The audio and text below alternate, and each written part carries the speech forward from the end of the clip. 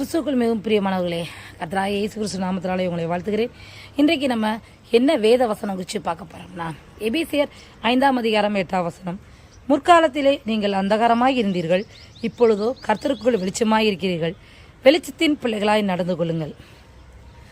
பிரியமானவர்களே, வெளிச்சத்தின் பிள்ளைகளாய் நாம் நடந்து கொள்ளணும். ஆண்டவர் அந்தகாரத்திலிருந்து நம்மளை வெளிச்சத்துக்கு கூட்டிகிட்டு வந்துட்டார். நம்மளும் வெளிச்சத்துக்குள்ளே வந்துட்டோம். இதோடு நம்ம வேலை முடிஞ்சிச்சு நம்ம நினைக்கவே கூடாது. ஒவ்வொரு நாளும் அந்த வெளிச்சத்தை நம்ம காத்துக்கொள்கிறவங்களா காணப்படணும்.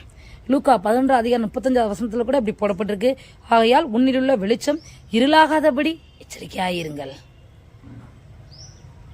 நம்முடைய வெளிச்சம் மங்கி போயிடக்கூடாது, குறைந்து போயிடக்கூடாது, அது அணைந்து போயிடக்கூடாது. பிரியமானவர்களே, ஒவ்வொரு நாளும் அதை நம்ம காத்துக்கொள்றவங்களா காணப்படணும். அப்பதான் நம்ம வாழ்க்கை ஒரு ஸ்மூத்தா போய்கிட்டே இருக்கும்.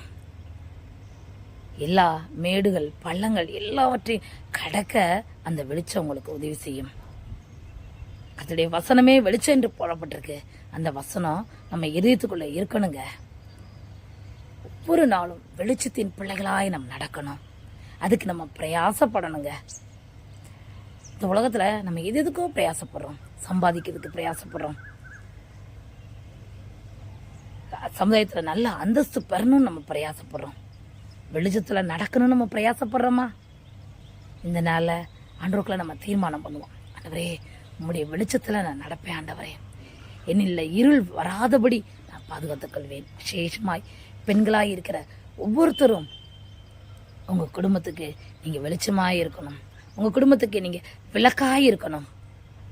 அப்போதான் நீங்க காக்கப்படுவீங்க, உங்க குடும்பம் காக்கப்படும். வாழ்வது ஒரு வாழ்க்கை, தேவனுக்காய் வாழ்வோம். நம்முடைய வெளிச்சம் மங்காதபடி குறையாதபடி ஒவ்வொரு நாளும் நீங்க பார்த்துக்கொள்ளுங்க. ஆமென். அந்த இயேசுவை நம்புங்கள், ஏற்றுக்கொள்ளுங்கள், விசுவாசியுங்கள். கர்த்தருடைய கரத்திலிருந்து பெரிய அற்புதங்களை பெற்றுக் கொள்வீர்கள். தேவன் தான் உங்களை ஆசீர்வதிப்பாராக. ஆமென்.